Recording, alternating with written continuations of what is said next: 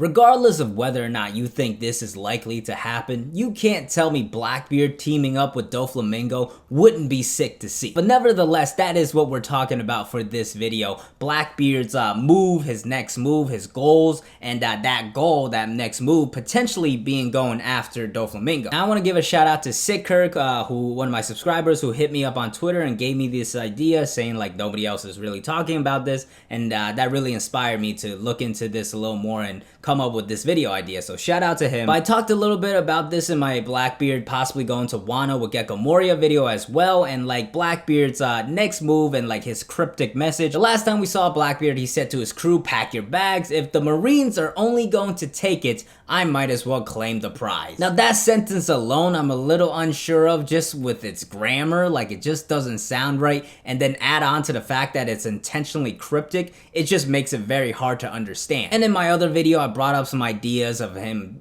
possibly attacking Totland or going to Wano, and we'll get into those a little later on as well. But the one option I did not mention or did not think of was him going after DOFLAMINGO. And honestly, it kind of makes a lot of sense. DOFLAMINGO fits the bill of what he's talking about. DOFLAMINGO obviously in the possession of the Marines right now, locked up and impelled down, but he's just locked up there in solitary confinement. They just have him there rotting. Now Blackbeard could go there and claim the prize, and what makes DOFLAMINGO the prize is his knowledge. Specifically, this man knows the secrets of the world government. He used to be a celestial dragon, and the most important thing is he knows the national treasure of Marijois and what it is, and that's the reason why the world government and like the celestial dragons never ordered anybody like the CP0 to go and kill DOFLAMINGO, because they were afraid of getting their secrets leaked. But then in Dressrosa, Luffy beat his ass, and now he's like in the possession of the Marines, so they're not really worried about him. They are still sending assassins after him right now. Like last time we saw him, he's probably saying, oh, the assassins are definitely coming for me, they don't want their secrets revealed. But is Oda really just going to kill off DOFLAMINGO? Like, I don't know about you guys, but DOFLAMINGO for me is a probably top 2 villain, maybe top 3. If like Blackbeard, Akainu, DOFLAMINGO, that's the clear top 3 for me. So if Oda brought back like people like Crocodile and even like Gecko Moria, he's really just gonna have DOFLAMINGO killed off by some assassins and impelled down? I don't think so. So how could he get brought back into the story? Why not have Blackbeard, another terrific villain, go free DOFLAMINGO and have them team up in one crew? That'd be very fitting in my opinion, and would make for a very dope villain team up. Even the chapter, the panel that Blackbeard like gave his cryptic message, right above it was DOFLAMINGO's reaction to like the newspaper of everything that's going around the world. And like that could be foreshadowing in a way, and it wouldn't have been that obvious. Like I didn't notice it, and nobody else I've seen have talked about this topic, so other people probably haven't noticed it either, because in that chapter they were talking about so much information like Vivi and what happened at the Reverie and Sabo. So like we just saw DOFLAMINGO, it's like, oh, there he is, just like laughing like a maniac, and then we saw the big information about Blackbeard finally making his move. We didn't really connect those two being like back to back, and possibly Blackbeard going after DOFLAMINGO. So that's just a possible foreshadowing link there, but let's really break down like DOFLAMINGO and Blackbeard and what their dynamic would be together, and if it makes any sense. So Blackbeard, obviously his main motivation is to become the Pirate King. That's like one of his only like similarities with Luffy. Like one of his parallels is they both believe in dreams, right? Blackbeard had that great speech in Jaya to Luffy, dreams will never die, this is the era, this is our era, we should be chasing our dreams. It's just the way they both go about it is very different, obviously. But what if Blackbeard's dream is going beyond becoming the Pirate King? And this, we're gonna connect him obviously to Rox, who like a lot of people have speculated that he is following in Rox's footsteps, whether he's his son or like his #1 fan or something like that. There's just a lot of parallels, and we'll just break those down real quick. Blackbeard's home base right now, Beehive Island or Pirate Island, was Rox's former home base. One of Blackbeard's ships is the Saber of Zebek, which is Rox D. Zebek is his last name. And then I'm gonna go one step further with how they gathered their crews. It's pretty much completely based on strength. Like Rox had Whitebeard, Kaido, Big Mom, Shiki, like all these strong people. Obviously their personalities butted heads and everything, but he gathered all of them together because they were strong and the crew was jacked because of that. Meanwhile, Blackbeard pretty much did the same thing. Man went into level 6 Impel Down, said fight to the death and I'll pick the best of you. So in that regard, how they gathered their crew members is simply based off strength in order to help them accomplish their goal and dream. And Doflamingo would fit right in with Blackbeard. We saw he was hella strong in Dressrosa, how he fought with Luffy. And Blackbeard is always trying to recruit new strong people. He tried to do that with Ace when he fought him. Moria literally came after him to try to kill him, and he asked Moria to join his crew. If he's actually going after Doflamingo, I don't see why he wouldn't invite Doflamingo to join his crew as well. And tying this back to the Rocks thing, if Blackbeard was really following Rocks' steps, he would be trying to become the king of the world. And Doflamingo's information and knowledge about the Marijois National Treasure would help him do that. As Doflamingo explained, the National Treasure Marijois is something, it's like the true power of the world. That's like what he said. It's something that could definitely turn the world upside down. And that would make a lot of sense. There would be no way the world government isn't holding on to like a safe measure or something incredibly powerful to make sure they stay in power, right? And if we want to tie this to Shanks, the last time we saw him was at the Reverie, and he was talking to the Gorosei about a certain pirate who a lot of people believe is about Blackbeard. So this could be Shanks knowing information and like keeping up with Blackbeard and saying to the Gorosei and everybody's like, hey, Blackbeard is about to make his next big move, and now it's like you are in danger as well. This man is following the footsteps of Rox D. Zebek, like he wants to take down the world. You guys saw what Rox did, and like he had something to do with like the Celestial Dragons and at God Valley and all that.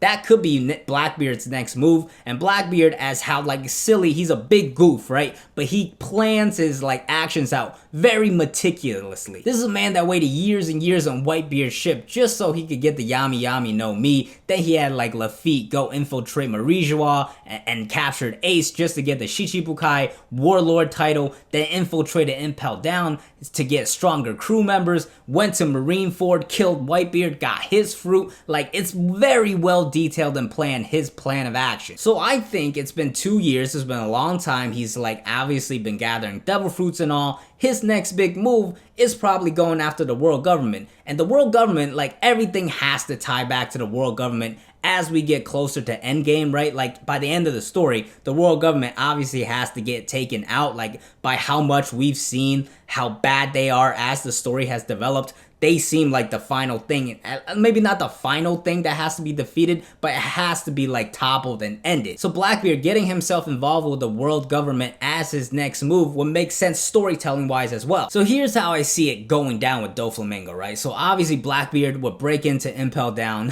By the way, poor Magellan, another Impel Down break-in. I guess poor Hannibal, because he is like the warden now. So I feel bad for those guys, but Blackbeard, way stronger than he was before, could probably break into Impel Down, free Doflamingo, and then he makes a proposition to him like, hey, I'm gonna need your information, you could join my crew, and we're gonna go take down the world. And that kind of coincides with Doflamingo's motives as well. Doflamingo doesn't care about the world or the world government, right? Like his family came down from Marijois and then they like try to kill them all, and then they try to go back and the Celestial Dragons didn't take them back either. So he probably just wants to see the whole world burn. And like Doflamingo obviously has King's Hockey and he's like very righteous and everything, and we might not think he would follow Blackbeard's orders, but if there's one person we've seen be able to rein in incredibly strong people that are like very fights back and stuff and very independent, it's Blackbeard. He's proven to do it. He's got level 6 prisoners, the former warden of Impel Down. Even like Jesus Burgess doesn't seem like somebody who would like willingly follow someone. And Blackbeard's ability to lead those guys is not only his strength, like he knows he's stronger than them and they wouldn't be able to fight back against him, but also he gives them some kind of belief. So with like the level 6 people, him showing that he acquired Whitebeard's fruit was a big reason for them to follow him. I think even Shiryu has said at the point, like, if this doesn't work, we're like disbanding, right? We're just gonna ditch him and leave. So Blackbeard's special ability to gather devil fruits is gonna be very appealing. And he showcased that at Marineford, and of course Doflamingo was at Marineford. And Doflamingo's reaction to Blackbeard there is very interesting because I think it helps the case. Like when Blackbeard showed up, Doflamingo was kind of like, yeah, okay, the big fella's getting involved now. This is gonna be fun. Obviously Doflamingo just wants to see a bunch of chaos, but he recognized like Blackbeard's strength, and like when Blackbeard took the Gura Gura no Mi, Doflamingo smiled as well. So he obviously knows Blackbeard's powers and how strong he is, and I'm sure he's been keeping up with him post time skip and everything he's done. Doflamingo also values strength a lot, and Blackbeard incredibly strong with 2 devil fruits. So yeah, Blackbeard could come in, free him, maybe free his crewmates as well, and just give the Doflamingo the pitch, like, hey, give me your information, you could join my crew, maybe I'll make you a Titanic captain, you could lead your own ship with your own crew, I freed them all here, and they're with you, right? And then you could help me accomplish your dream as well in taking down the world government and ruling over the world. You won't be the king, I'll be the king, but you at least will get to see the world in ruins. And honestly, Doflamingo, yes, he is a very righteous, like, supreme person, he's like feels very good about himself, okay? But after getting his ass beat by Luffy, he might just be done, right? He's been chained down and like defeated. His glasses, his beautiful, beautiful glasses got cracked. He might just think that's not his place anymore and just joins Blackbeard's crew and like lets Blackbeard take that position, but still gets to accomplish his dream of just seeing pure chaos in the world, essentially, with Blackbeard being the king of the world. And going back to Blackbeard's motivations, even besides the fact that Doflamingo knows about the national treasure and everything, Doflamingo has so many connections to the underworld, he could help Blackbeard out with a lot of weapons and different stuff from the underworld. And Blackbeard, another thing is, this man like attacked the revolutionaries in Baltico, supposedly for weapons, but we don't know. So obviously this guy just wants chaos, right? He doesn't care if you're revolutionaries, world government, marines, he'll attack all of you, he doesn't care. So if anybody were to be a leader of Doflamingo, I think Blackbeard fits the bill. And I kind of want to use this to segue into Blackbeard's crew and how I think he could gain even more members and what his crew could look like by the end game when he's going up against Luffy. Because obviously by how much Blackbeard has been showcased and developed and built up with both his crew and his own strength, he is an end game villain. Maybe not the final one, but he's definitely very, very, very late game villain. So obviously his crew has to fight in parallel Luffy's crew. And right now Luffy only has 9 members. He could get one more and fulfill the whole like I just want 10 not come on with me thing that he said at like chapter 1 essentially. But as I mentioned in my should Yamato join the Straw Hats video, I think Luffy should get more crew members, and I'm really thinking Oda goes with the 4 people per sea route, where you have 4 people in East Blue, 4 people in the first half of the Grand Line Paradise, and then 4 people in the New World. So that would give Luffy a total of 12, and right now Blackbeard only has 10. So Doflamingo joining would make that 11. And I think Oda utilizing older villains to be new members of Blackbeard's crew for his endgame crew would make sense. That way we don't have to like keep introducing new characters for Oda to even develop even more, and then we're kind of running out of time to develop them because we still have a lot to learn about Blackbeard's crew and like Lafitte and Doc Q and Jesus Burgess and all those level 6 people. Like we want to know what like more about them, right? I don't think Oda's gonna skip out on that information. So like by the end when they're fighting Blackbeard, if he's introducing 2 more people, that's 2 people we haven't seen for entire story pretty much, and now he's got to make them important and relevant somehow. So the way to make that work, to like if you want to have Luffy's crew have 12 people and Blackbeard's crew have 12 people, and you want Blackbeard's crew to all be like thoroughly flesh out, just add former villains, and like Doflamingo could be one of them, maybe Moria is the other one, he's already there, and we talked about the possibility of Blackbeard taking Moria to Wano to kind of convince Moria to like, hey, I'm gonna take down Kaido for you, and that way you could follow me and join my crew. And now if you think about it, imagine if Blackbeard is actually going after Doflamingo right now. He goes and frees Doflamingo and gets Doflamingo, but he still shows up at the end of Wano with Doflamingo and Moria, and that's his entire crew, and maybe the 10th Titanic captain as well, who I'll talk about in a little bit. But that's like essentially exact repetition of like the Marineford War. He goes to Impel Down, gets more members, and then goes to another like peak of the war and like maybe kills Kaido and takes his fruit, and then completes his whole like 3 thing of like Logia, Paramecia, and like Zone fruits, and then he has all 3. That would be insane. It might be too predictable and repetitive for some people, but like there's different ways that Oda could spin it like to make it different. Maybe Luffy could stack up against Blackbeard this time and fight him a little bit, and like that would really set it up for Endgame in my opinion. And now let's just quickly touch on the 10th member thing, because I'm talking about Blackbeard's like ultimate crew and maybe Moria and Doflamingo joining, but there's a 10th captain that we don't know about, and a lot of people think that's Aokiji, but I just don't think it's Aokiji, alright? So like Blackbeard's 10 Titanic captains, it was well known. When Jesus Burgess was in Dressrosa, he was announced as one of the 10, and they knew which ship he owned. So if Aokiji Kuzan was actually like a member of the Blackbeard Pirates and the 10th captain for the 10th ship, I feel like when he was introduced maybe early on in Punk Hazard, he would have been introduced as that, because everybody should have known the fact that he was the 10th member. Or even when he was talked about by Akainu and the Gorosei, I don't know why the Gorosei wouldn't just say Kuzan is the 10th captain, or why Oda would leave that information out. So I feel like Aokiji right now is just an ally, and obviously I just don't think he's a bad person or a villain. I think he's just undercover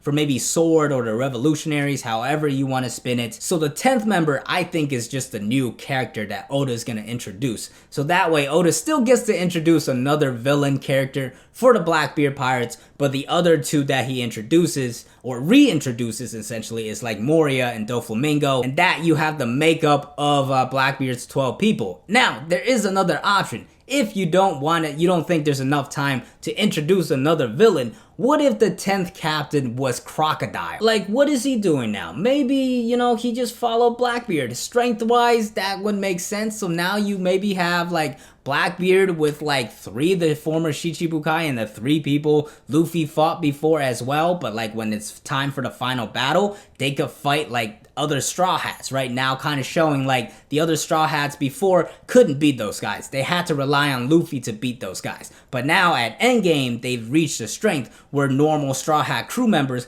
could take those guys on. And there will be some fun matchups as well, like Doflamingo and Sanji rematch. That would be fun to see. Nami maybe fighting Crocodile, but like that's a hard counter as well. I said in my Nami like how strong is she video that she would body Crocodile just because how hard she could counter him, but maybe we'll see Crocodile like finally after the time skip figured out a way to like get past that like major weakness of his. And this is kind of straying off from like the Doflamingo and like Blackbeard thing, but just Blackbeard's crew by the end of the story was very interesting to me, and I felt like this was a nice way to like fit it into this video as well. But for Doflamingo overall, Blackbeard going after him for their motivations, how they line up and how it lines up with Blackbeard's like little cryptic message before he took off with his crew, and storytelling wise and where I think Blackbeard's crew is going to end up by the end of the story where he's the final villain fighting Luffy, I think it all adds up. Now obviously there's other options that Blackbeard could be going after. Let's just go through those real quick. I mentioned before possibly going to Wano and possibly attacking Totland, but neither of those really like fit the bill of like the Marines taking it. But the big obvious ones is him obviously going after